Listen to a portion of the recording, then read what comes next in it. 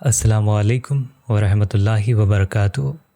یہ ویڈیو سورہ البقرہ کے رازوں کی دوسری پارٹ ہے، اور جیسے کہ اب آپ جانتے ہو کہ سورہ البقرہ میں ایسی روحانی طاقت یا نور ہے جو کہ نئی زندگی دے سکتی ہے، اور زندگی کی کوئی بھی پہلو جو برباد ہوتی نظر آ رہی ہو یا برباد ہو چکی ہو تو سورہ البقرہ اس میں دوبارہ زندگی کی لہر پھونک سکتی ہے۔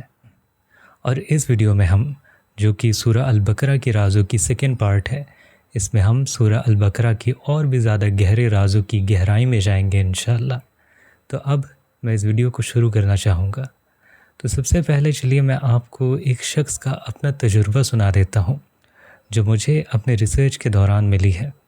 وہ شخص ایک مینیجر تھا اور اس کے پاس ایک سکسیسفل کمپنی تھی، اور یہاں تک کہ وہ آدمی ایک ملینئر تھا۔ لیکن ایک دفعہ کچھ یوں ہوا کہ اس کے کسی امپلائی نے اس کے خلاف کوئی چال چلی یا کچھ اور ہوا، اور اس کا کمپنی تباہ ہو گیا اور اس کا کام تباہ ہو گیا۔ کمپنی بینکرپٹ ہونے کے قریب آ پہنچی، اور اب یہ شخص جو مینجمنٹ میں تھا اچانک اسے الہام ہوتا ہے کہ وہ سورہ البقرہ پڑھنا شروع کرے، اور وہ اس سورہ سے مضبوطی سے چپک جاتا ہے، روز پڑھتا ہے یا اسے یاد کرتا رہتا ہے، اور اس نور اور طاقت کا سہارا لیتا ہے، وہ نور جو اللہ نے سورہ البقرہ میں رکھا ہے۔ اور اس کی کمپنی جو بالکل ہی تباہی کے قریب تھی، بینکرپٹ ہونے والی تھی، چاہے وجہ کچھ بھی کیوں نہ ہو، کچھ ہی عرصے بعد سب کچھ ٹھیک ہونا شروع ہو جاتا ہے، ہر چیز دوبارہ سے ایک نظام میں آنے لگتی ہے، اور وہ کمپنی جو بالکل ہی ختم ہونے والی تھی وہ پھر سے واپس آ جاتی ہے، پہلے سے بھی زیادہ مضبوط ہو کر۔ یعنی وہ شخص ایک نئی زندگی پاتا ہے، اور سورہ البقرہ اس چیز کو دوبارہ زندہ کرتی ہے جسے لوگ مردہ سمجھ رہے ہوتے ہیں۔ سورہ البقرہ قرآن کی وہ واحد سورہ ہے جس کے پاس یہ قدرت ہے کہ وہ کسی چیز کو دوبارہ زندہ کر سکتی ہے۔ تو ایک طرف تو اس کا نام سورہ ہے، اور دوسری طرف اس کا نام ہے البقرہ۔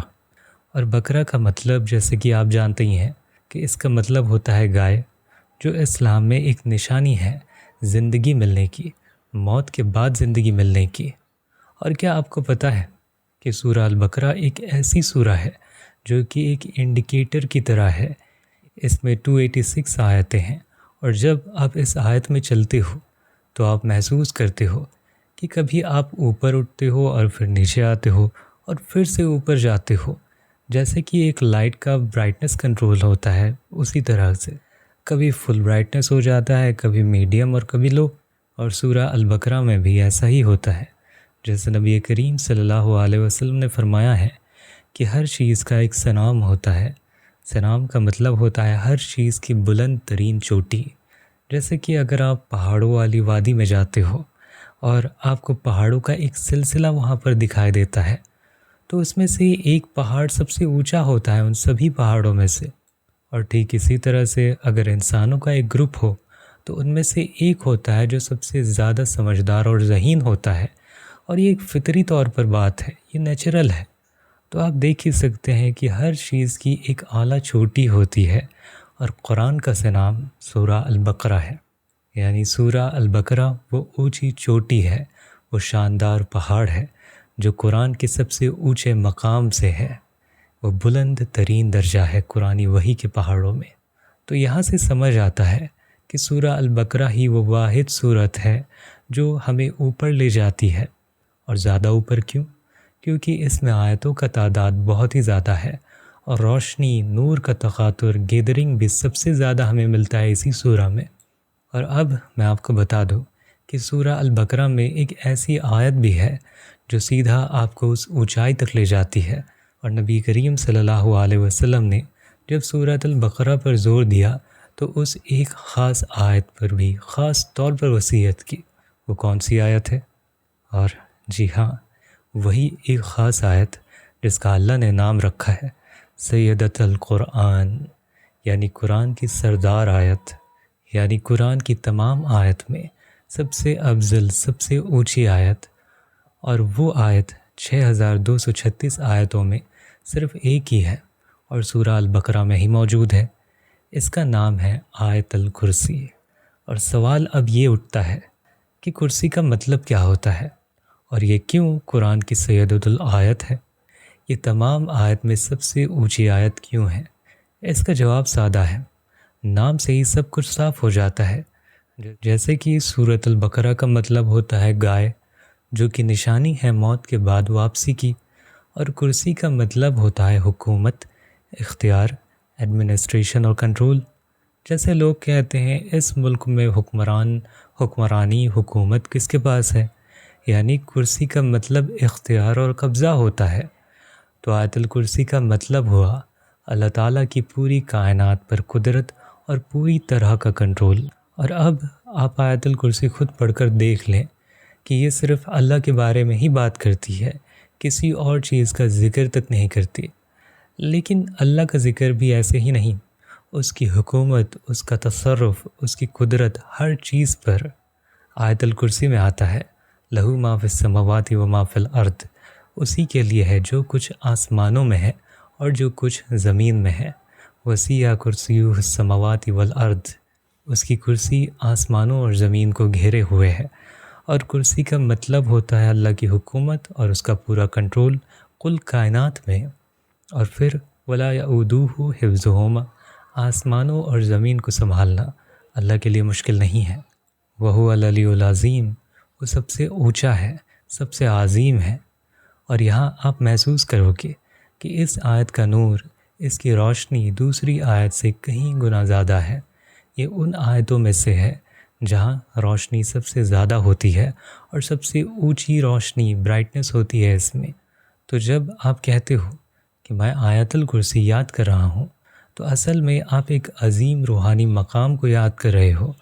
اور میں نے ایک ویڈیو آیت الکرسی پر بنائی تو ہے، اور کافی وقت سے سوچ بھی رہا ہوں کہ اس کی مسٹیکل تفسیر پر بھی کچھ باتیں کروں اور اس پر بھی گہرائی میں بات کروں، اس پر گہرائی سے ویڈیو بناؤں، اور میں جلد اس پر ڈیٹیل میں ویڈیو ضرور بناؤں گا انشاءاللہ۔ تو اب آپ سمجھ گئے ہوں گے کہ آیت الکرسی کا مطلب کیا ہے۔ اللہ تعالیٰ کی کامل حکومت، ہر کونے، ہر پہلو، ہر ڈیمنشن پر اس کا راز، ہر طرف سے اللہ کے ملک پر اس کا پورا اختیار۔ تو جب ہم سورۃ البقرہ کی بات کرتے ہیں تو ایک طرف یہ سورت زندگی واپس دینے والی سورت ہے، ریزریکشن اور ریوائبل، اور دوسری طرف اس کے اندر معاشرات، انڈیکیٹرز ہیں جو ہمیں کچھ خاص پرسپیکٹیوز دیتے ہیں جو کسی اور صورت یا کتاب میں نہیں ملتے۔ جیسے کہ نبی کریم صلی اللہ علیہ وسلم نے فرمایا ہے، مجھے وحی میں ایسی چیز دی گئی ہے جو کسی بھی پہلے کے نبی کو نہیں دی گئی۔ اور یہ کیا ہے؟ وہ کیا چیزیں تھیں؟ خواتم سورۃ البقرہ، یعنی سورۃ البقرہ کی آخری آیت، اور اس میں جو دعائیں ہیں وہ عجیب و غریب دعائیں ہیں جو کسی اور نبی کو نہیں دی گئی۔ ذرا سوچیں کہ نبی کریم صلی اللہ علیہ وسلم پوری طرح سے واقف تھے کہ یہ حصہ خاص انہی کے لیے ہے، یہ ایکسکلوزیو وحی تھی، نہ موسیٰ علیہ السلام کو ملی، نہ عیسیٰ علیہ السلام کو ملی، نہ کسی بھی دوسرے کو ملی۔ اور یہ خصوصی حصہ کہاں ہے؟ سورۃ البقرہ کے اندر۔ تو اس کا مطلب یہ ہے کہ سورۃ البقرہ ایک قرآنی خزانہ ہے جو حساس اور ایکسکلوزیو نور سے بھرا ہوا ہے۔ اور اب میں آپ کو اس سورت کے بارے میں تصور بدلنے کے لیے کہنا چاہتا ہوں، ایک کریکشن میں آپ کے ذہن میں کروانا چاہتا ہوں، کیونکہ ہم سب کے ذہن میں جب بھی سورۃ البقرہ کا نام آتا ہے تو فوراً کیا یاد آتا ہے؟ بنی اسرائیل، حضرت موسیٰ علیہ السلام اور کچھ آیت کے قصے۔ مگر اب وقت آ گیا ہے کہ آپ سوچو کہ کیا صرف یہی ہے سورۃ البقرہ، یا اس میں اور کچھ بھی ہے، کچھ خاص، کچھ صرف رسول اللہ صلی اللہ علیہ وسلم کے لیے، کچھ صرف اس امت کے لیے خاص، کچھ وہ روحانی نقطے جو کسی اور صورت میں نہیں ملتے۔ میں آپ سے کچھ سوالات کروں گا اور آپ خود ہی اندازہ لگا لو گے کہ سورۃ البقرہ واقعی آپ کے پہلے کے ذہنی نقطے سے بہت ہی زیادہ گہری اور نورانی ہے۔ تو بعد میں جب آیت چلتی ہے تو آپ دیکھتے ہو کہ بنی اسرائیل کا ذکر آتا ہے، تو لوگ سمجھتے ہیں کہ سورۃ البقرہ صرف بنی اسرائیل اور حضرت موسیٰ علیہ السلام کی صورت ہے۔ لیکن اب میں آپ سے ایک سوال کرنا چاہتا ہوں کہ سورۃ البقرہ میں سب سے زیادہ کس نبی کا نام آیا ہے؟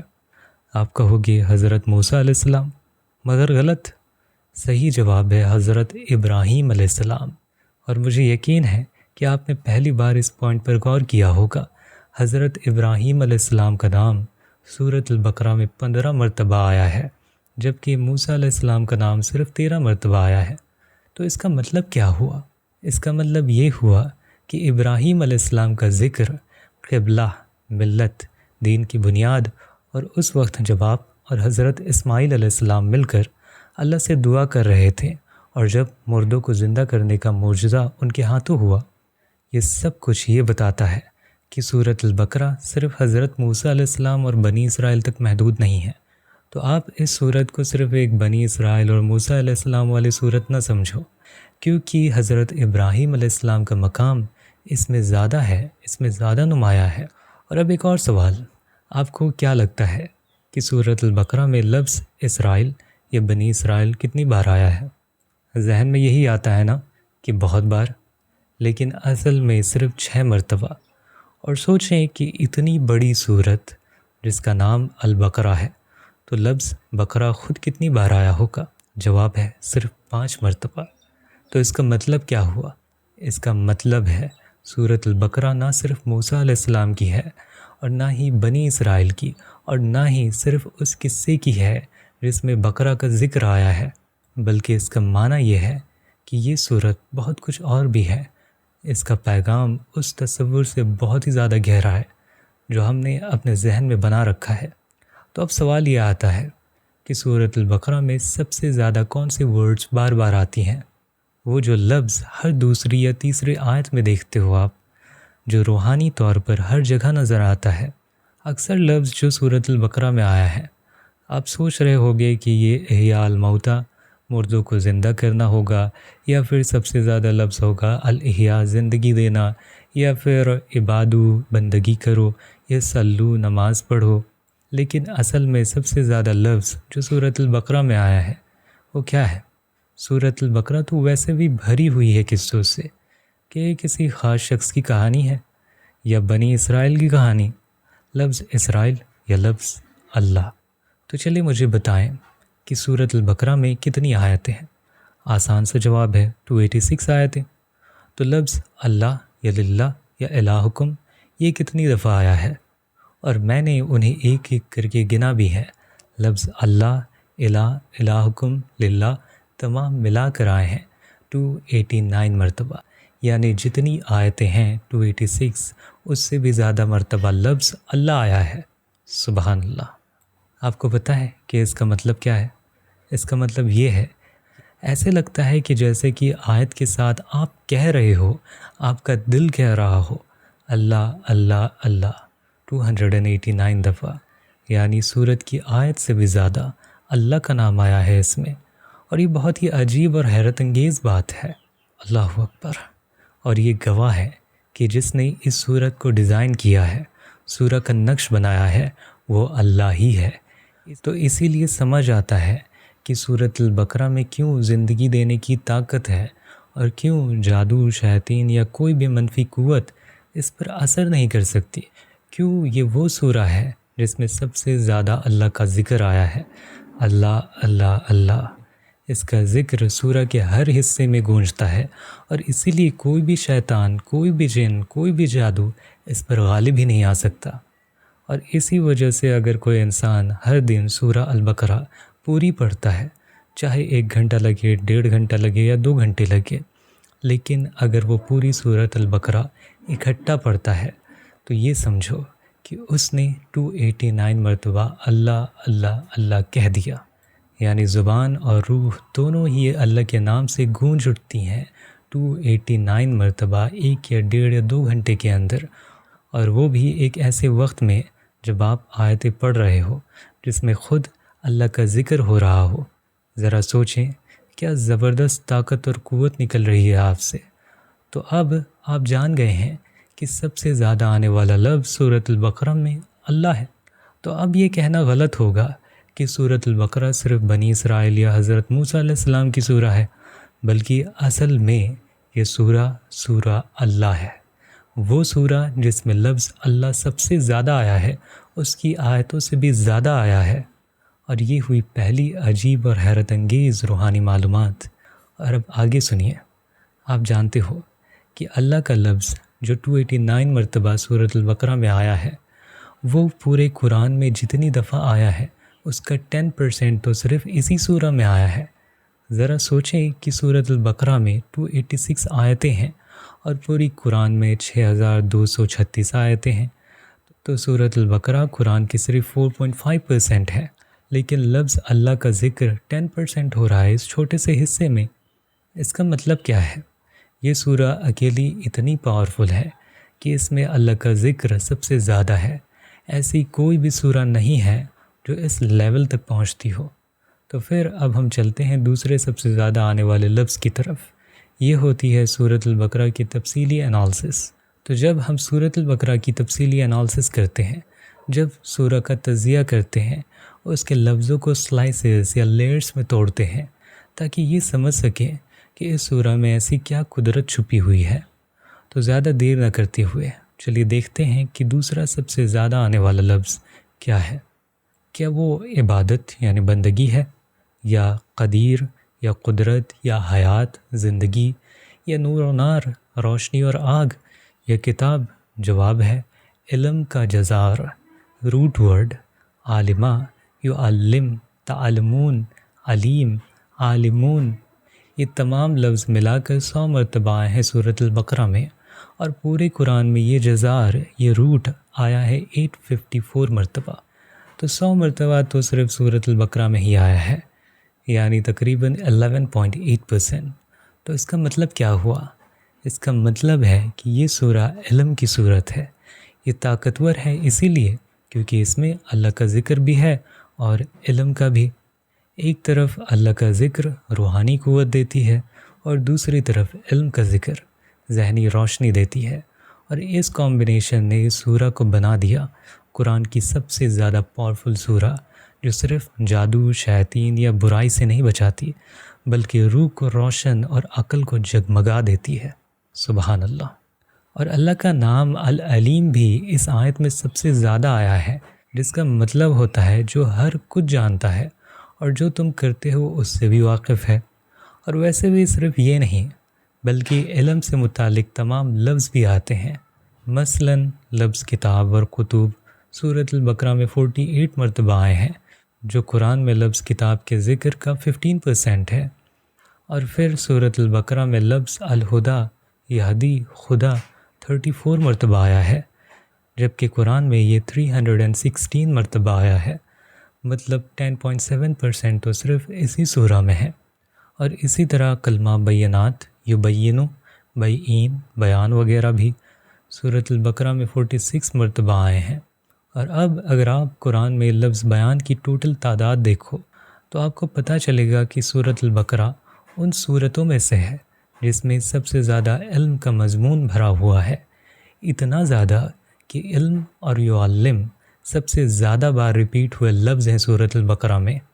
اور آگے کنٹینیو کرنے سے پہلے میں آپ کو اور ایک چیز بتا دینا چاہتا ہوں کہ آپ سوچ رہے ہوگے کہ میں کیوں لفظوں اور الگ الگ ورڈز کے بارے میں بات کر رہا ہوں کہ کون کتنی دفعہ آئے ہیں، کیونکہ یہ جان کر بھی ہم کافی گہری چیزیں جان سکتے ہیں اس سورہ کے بارے میں اور رازوں کے بارے میں، جو آپ دھیرے دھیرے خود سمجھ جاؤ گے کہ یہ کتنی زیادہ اہم ہے انہیں جاننا۔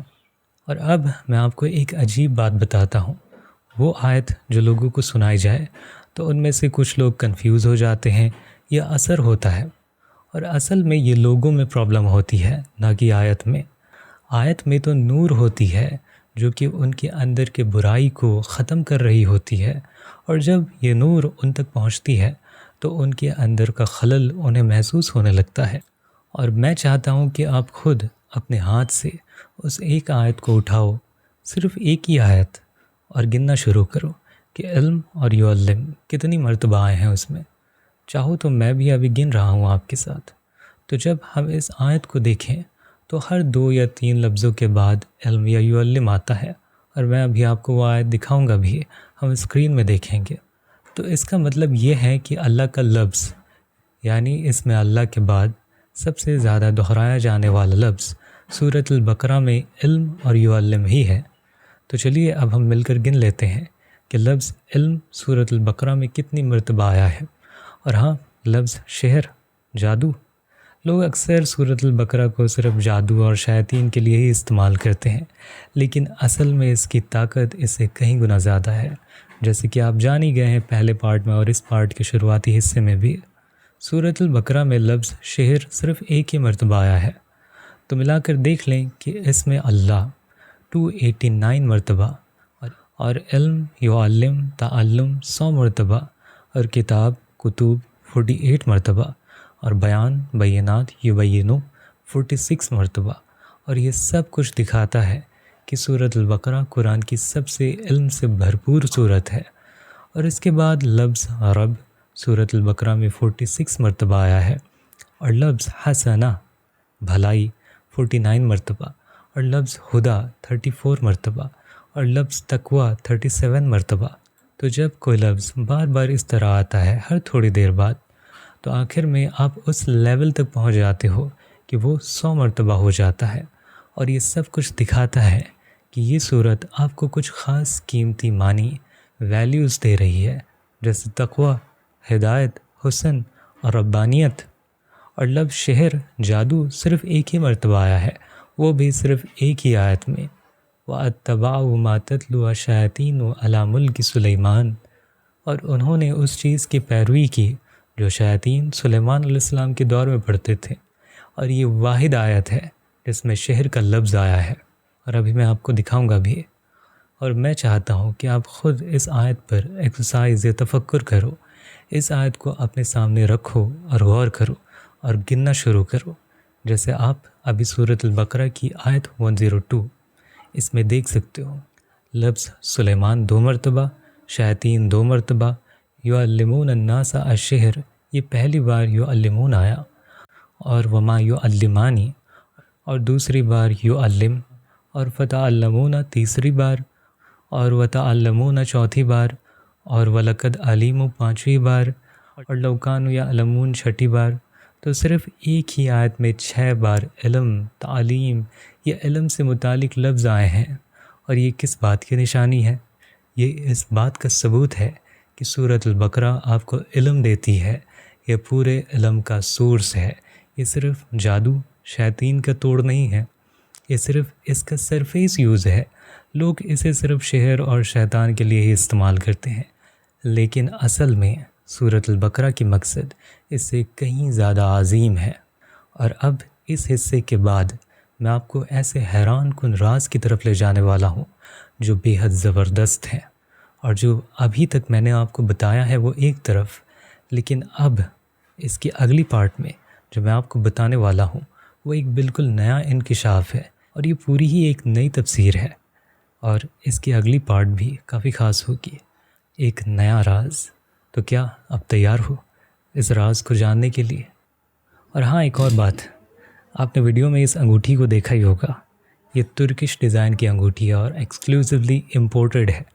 اگر آپ یہ مجھ سے لینا چاہتے ہو تو آپ انسٹاگرام میں مجھے بتا سکتے ہو، یا پھر نیچے کامنٹ میں بھی مجھے بتا سکتے ہو، میں یہ آپ کو بھی دے سکتا ہوں۔ ایسے کئی سارے ہیں میرے پاس، جن میں سے تو کچھ میرے دوستوں نے لے لیے ہیں۔ میں ذرا سامنے سے آپ کو دکھا دیتا ہوں، یہ دیکھیں۔